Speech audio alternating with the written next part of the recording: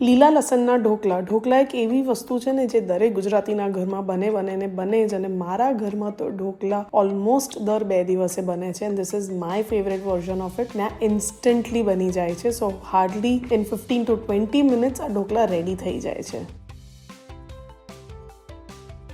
સૌથી પહેલાં સોજી લેવાની છે, એની અંદર થોડું તેલ એડ કરીશું અને બધી જ વસ્તુને પ્રોપર મિક્સ કરવાનું છે.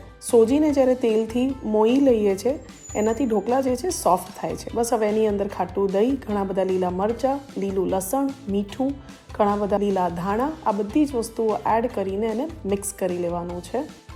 અને હવે એની અંદર પાણી નાખીશું. એક ઢોકળાની કન્સિસ્ટન્સી લાવવા માટેનું જેટલું પાણી જોઈએ એટલું પાણી એડ કરીશું. સો અત્યારે તમે જોઈ શકો છો મેં થોડુંક થિક બેટર રાખ્યું છે અને આને 5 થી 10 મિનિટ માટે રેસ્ટ આપીશું. જેવું રેસ્ટ આપીશું ત્યારે ઢોકળાનું બેટર જે છે ને થોડુંક થિક થઈ જશે, બિકોઝ સોજી જે છે બધું જ પાણી સોક કરી લેશે. હવે ઉપરથી થોડું ફ્રૂટ સોલ્ટ યાની કે ઈનો, એની પર લીંબુનો રસ અને થોડી ખાંડ નાખવાની છે એક બેલેન્સ્ડ ટેસ્ટ લાવવા માટે.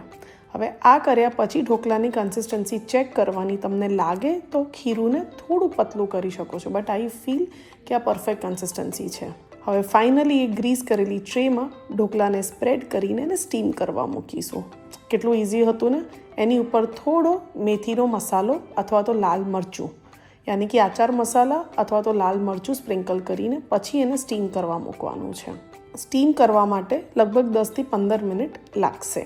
એન્ડ ફાઇનલી લીલા લસણના ઢોકળા તૈયાર છે. ઓ માય ગોડ, હું વેઇટ નથી કરી શકતી કે ક્યારે આ ઢોકળાને હું તડકા કરું અને હું એને ખાઉં. એકદમ સોફ્ટ બને છે આ ઢોકળા. એને તરત જ કટ કરી લેવાના છે, પણ અનમોલ્ડ તરત નથી કરવાના, અધરવાઇઝ ઢોકળા જે છે થોડા તૂટી જશે. હવે ઉપરથી તડકા કરવાનો છે. એના માટે એક પેનમાં તેલ લઈશું, એમાં રાઈ, જીરું, તલ અને ઘણો બધો મીઠો લીમડો નાખીને તડકાને ઢોકળાની ઉપર એડ કરી દઈશું. તો બસ ફાઇનલી લીલા લસણના ઢોકળા તૈયાર છે. આઈ જસ્ટ કે નોટ વેટ. મારા માટે ઓફિસ જતા લંચ બોક્સમાં this is the perfect recipe.